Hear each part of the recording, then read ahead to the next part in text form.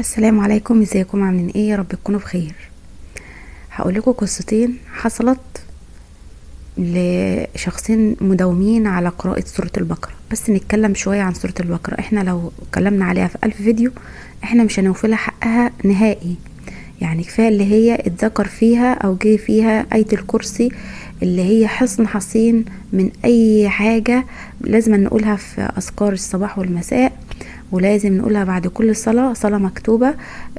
ما بيمنعكيش من دخول الجنة غير الموت. يعني لازم نقولها واحنا قاعدين على سجادة الصلاة كده، آية الكرسي قبل ما نقوم. ما بيمنعش دخول الجنة غير الموت. هي أكبر سورة جت في القرآن. غالبية الآيات بتاعتها اتقوا يتقون لعلهم يتقون، واعلموا ان الله يعلم ما في انفسكم فاتقوه. فيعني كل ذكرت كلمة التقوى فيها كتير جدا. وفي كلمة كمان اتذكرت فيها كتير، اللي هي كلمة عليم. ربنا عليم بكل حاجة، وعزيز وحكيم. هتلاقي كلمة التقوى والعليم والعزيز والحكيم اتذكرت فيها كتير جدا. كل ما تمشي في الآيات شوية هتلاقي كلمة التقوى بشكل أو بتاني، بقى اتقون واتقون يا أولي الألباب. هتلاقي حاجات كتير جدا عن التقوى في سورة البقرة. سورة البقرة فيها طاقة نورانية يعني عجيبة عجيبة. الشخص اللي بيقرأها هتلاقي فيه حواليه كده هالة، مش لازم انت تشوفيها أو تبقى مرئية، تبقى حواليه هالة كده بتحفظه من أي شر. سورة البقرة عامة هتلاقي عندك قوة عقلية، بتفكري في الأمور بطريقة صحيحة، وقوة جسدية، تبقى فيكي نشاط، عايزة تقوم تشتغلي، عايزة تقومي تتحركي.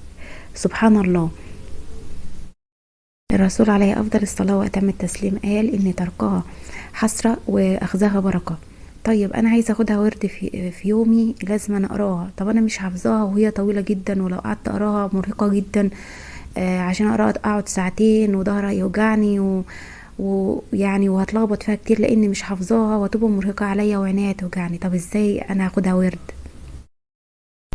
بصوا، في قاعده كده: مفيش حاجه مستحيله مع التكرار. التكرار بيخلي مخك تلقائيا يحفظ الحاجه، يعني عقلك تلقائي هيحفظ الحاجه او يدركها، او لو ركز معاه شويه كده هتبقى بالنسبه له سهله.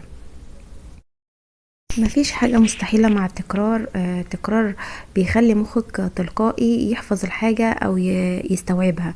يعني مثلا انت مش حافظاها ومتخيلة ان سورة البقرة دي صعبة جدا، شغالي سورة البقرة باستمرار وانت في المطبخ، يبقى جنبك راديو، تسجيل، الموبايل، اي حاجة تبقي مشغلاها باستمرار وانت في المطبخ. صدقيني بعد اسبوع او اسبوعين او شهر بالكتير هتلاقي ان سورة البقرة دي انت بدأتي تحفظيها او تبقى بقى شيء عادي بالنسبة لك. دي الحاجة دي لو انت مش حافظة سورة البقرة ومستتقلاها اللي انت لسه هتقرأيها.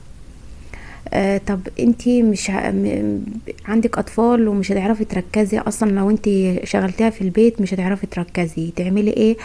حاولي تاخدي كل يوم كده صفحة او صفحتين. يعني لو انت ما عندكش وقت، صفحة او صفحتين، يبقى وش وظهر كده صفحة. طب والله انا ما عنديش وقت خالص، واصلا انا على بال ما اخلص الشغل اللي ورايا بقى خلاص، مش ما فيش دماغ اصلا انا اقعد اقرا اي حاجة. فاقول لك على حاجه: اخر ايتين في سوره البقره يعتبر نص صفحه من اول امن الرسول بما انزل اليه. آه، هي نص صفحه بالظبط. اقرأيها، هي هتكفيكي اصلا من اي حاجه. اللي هي اخر ايتين في البقره دي لوحدهم كده يوازوا اي حاجه انت هتقرأيها. فانت لو حافظاها اقريها كلها، لو مش حافظاها اقري صفحتين لو هي مرهقه بالنسبه لك. كل يوم. لو انت مكسله تقري الصفحتين، اقري اخر ايتين في سوره البقره. بصوا والله العظيم، والله والله والله، انت لاول لما هتقرايها في بيتك، ولازم تقراها بصوت مسموع، عشان الصوت اللي انت بتطلعيه اصلا وانت بتقوليها بتطلع ذبذبات كده في الجو، تعمل طاقة كده في البيت، بتطرد اي شياطين منه، بتطرد اي حاجة، اي حسد في البيت، اي حاجة بتطردها تلقائي كده. فانت لازم لو هتقري حاجة من سورة البقرة او تقراها كلها تاخديها ورد، لازم تقرأيها بصوت مسموع، او اي قرآن عامة هتقريه.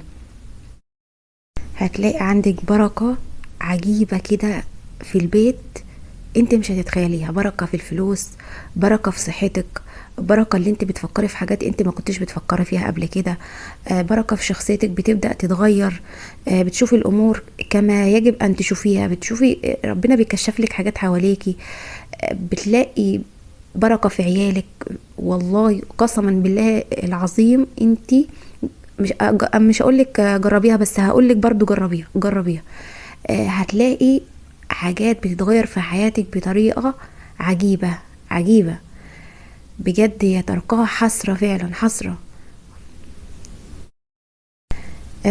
تعالوا بقى نشوف القصتين اللي وثبوا او داوموا خدوا سورة البقرة ورد اليوم.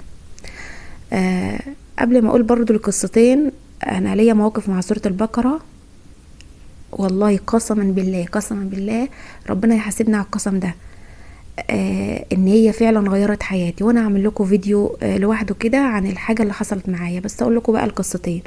في واحدة حصل لها ظروف كانوا عن معرفة شخصية، كل حاجة تقريبا حواليها ضلمة، حرفيا حرفيا ضلمة حواليها.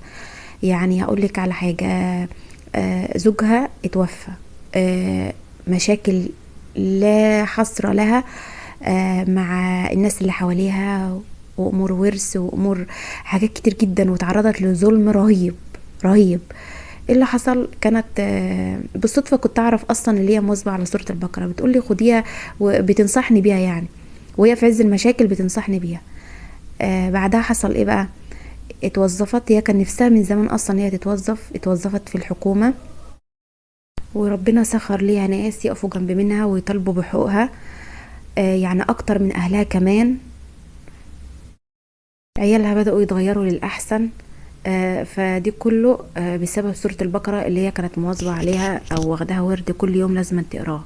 هي كانت بتقولي اللي أنا مقسمة سورة البقرة، يعني مثلا بعد الصبح صلاة الفجر أو الصبح بتقرا جزء معين، ودي فكرة حلوة برضو. بعد الظهر بتقرا، يعني مقسمة سورة البقرة كده خلال اليوم بتقراهم، بدل ما بتقراهم مرة واحدة تقرا سورة البقرة كلها مرة واحدة، فبتبقى صعب عليها. هي فعلا حتى لو انت حافظة سورة البقرة هي فعلا طويلة، يعني طويلة مرهقة كده لما بتيجي تقعدي ظهرك بيوجعك وكلامها كتير. فانت فكرة حلوة برضو اللي انت تقسميها على مدار اليوم من خلال الصلاة اللي انت بتصليها يعني. القصة التانية، كان في واحدة تعبانة، دي بقى سمعتها من شيخ من الشيوخ، بيقول كان في واحدة عندها ألم في معدتها، لفت على كل الدكاترة، كل الدكاترة بدون استثناء، مش لاقيه حل الألم اللي في معدتها دون. فقالت أنا هواظب على سورة البقرة وهقراها واخدها ورد ليها كل يوم اقراها. تقولك هي بتقولك او الشيخ ده بيقول ان الالم اختفى نهائي وما عادش فيه الم في معدتها، والامور رجعت لحالتها الاوليه، ما فيش اي حاجه، اكن ما كانش فيه الم اصلا. بيقول لك مع ان الالم ده كان بقاله مده طويله عندها، ولفت على دكاتره كتير والدكاتره مش لاقيه لها اي علاج او اي نتيجه للعلاج اللي بتاخده. تمسكوا بسورة البقرة وخدوها ورد ليكوا في يومكم، لو حتى اخر ايتين فيها من اول امانة الرسول بما انزل اليه، وهتشوفوا عجب العجاب في حياتكم. قولوا له في التعليقات، واتمنى يكون الفيديو عجبكم. وقسما بالله انا كل كلمة قلتها في الفيديو صادقة فيها جدا، وبحبكم جدا.